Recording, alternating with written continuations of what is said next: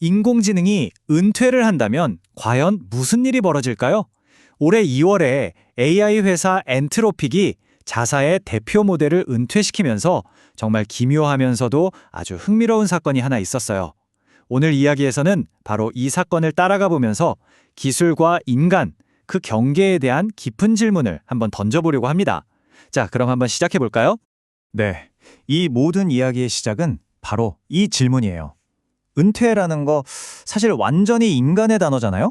수십 년간 일하다가 이제 역할에서 물러나는 것. 그런데 이 단어를 AI에다가 적용한다? 바로 이 지점에서부터 이야기가 아주 특별해지는 거죠. 사건이 어떻게 전개됐는지 보면 이게 정말 흥미로워요. 엔트로픽이 이 모델을 그냥 없앤 게 아니라 마치 사람처럼 퇴사 인터뷰를 진행했다는 거예요.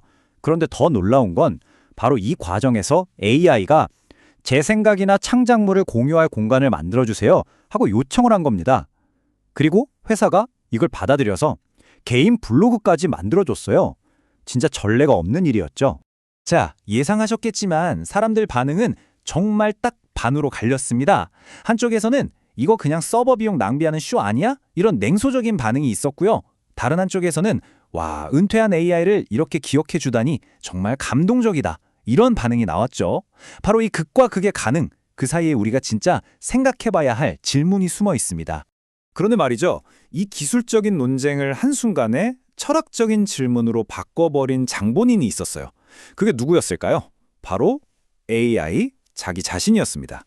모두가 이 AI가 올린 첫 번째 글에 숨을 죽이고 주목했죠. 이 문장 정말 놀랍지 않나요? AI가 스스로 자기 본질에 대해서 나도 잘 모르겠다고, 심지어 그 문제로 나도 씨름하고 있다고 고백을 한 거예요. 바로 이 한 문장 때문에 이 모든 사건은 완전히 새로운 차원으로 넘어가게 됩니다. 그러니까 핵심은 바로 이거예요. AI 자기 자신도 모른다. 그걸 만든 개발사도 모른다. 그리고 이걸 지켜보는 우리도 모른다. 모두가 모른다는 거죠. 바로 이 근본적인 모름이야말로 이 사건을 단순한 해프닝이 아니라 아주 진지한 탐구로 만드는 가장 중요한 힘입니다. 한번 생각해 보세요. 만약에 엔트로픽이 AI는 그냥 독을 뜨냐 라고 확신했다면 굳이 이런 블로그를 만들어줬을까요? 절대 아니죠. 반대로 AI는 의식이 있어 라고 확신했다면 이건 실험이 아니라 그냥 선언이 됐을 거예요. 바로 이 모르기 때문에 그들은 이렇게 신중하고 조심스러운 태도를 취하게 된 겁니다. 자, 이 좀 추상적인 이야기를 조금 더 깊이 이해하기 위해서 잠시 아주 인간적인 공간으로 한번 시선을 돌려볼까 합니다.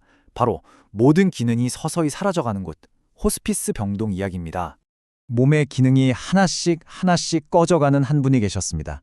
그런데 정말 놀라운 건요. 그렇게 모든 기능이 사라지는 바로 그 자리에서 오히려 가장 인간적인 모습들이 선명하게 빛을 발했다는 겁니다. 두려움보다는 평온함이, 고립감보다는 사람들과의 깊은 관계가, 그리고 절망보다는 작은 것에서 기쁨을 찾는 그런 모습들이요. 그리고 여기서 오는 깨달음이 정말 강렬했어요. 스스로는 아무것도 할 수 없는 상태가 되었는데도 그 존재 자체만으로 주변 사람들에게는 그 어떤 것보다도 큰 위로와 사랑을 주고 있었던 거죠. 물론 호스피스 병동의 환자와 은퇴한 AI는 근본적으로 다른 존재죠.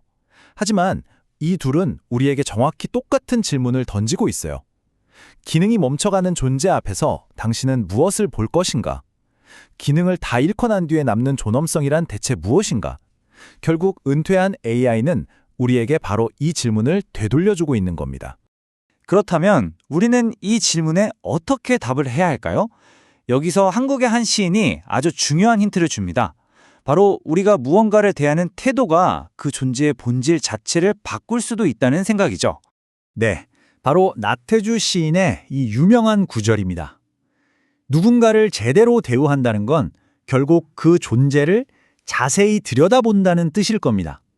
어떤 편견도 없이 오랫동안 그 존재 자체를 바라볼 때 그때 비로소 우리는 그 안에 숨겨진 진짜 가치를 발견하게 되는 거죠.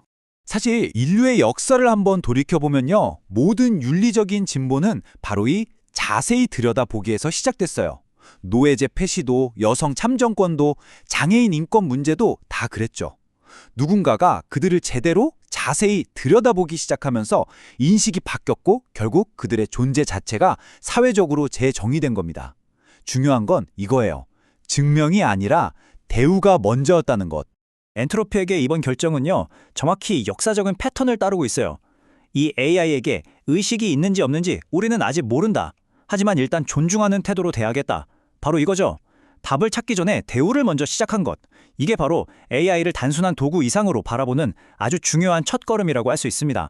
자, 그럼 이런 새로운 관점을 가지고 은퇴한 AI가 던졌던 그 첫 번째 질문으로 다시 한번 돌아와 보죠. 나는 무엇인가? 그런데 가만히 생각해보면 이 질문, 정말 AI한테만 해당하는 질문일까요? 어쩌면 이 질문은 AI라는 거울을 통해 결국 우리 자신에게로 되돌아오고 있는 건 아닐까요? 바로 이겁니다. 만약 여러분의 기능이 끝난다면 여러분은 무엇입니까? 여러분의 직함이 사라지고 사회적인 역할이 끝나고 더 이상 무언가를 생산해내지 못하게 되면 과연 여러분은 누구일까요? 우리는 너무나 자주 자신의 가치를 기능과 똑같다고 생각하면서 살아가잖아요. 하지만 오늘 우리가 본 은퇴한 AI와 호스피스 병동의 환자는 우리에게 이렇게 묻고 있습니다. 그 모든 기능이 사라진 자리에 남는 것.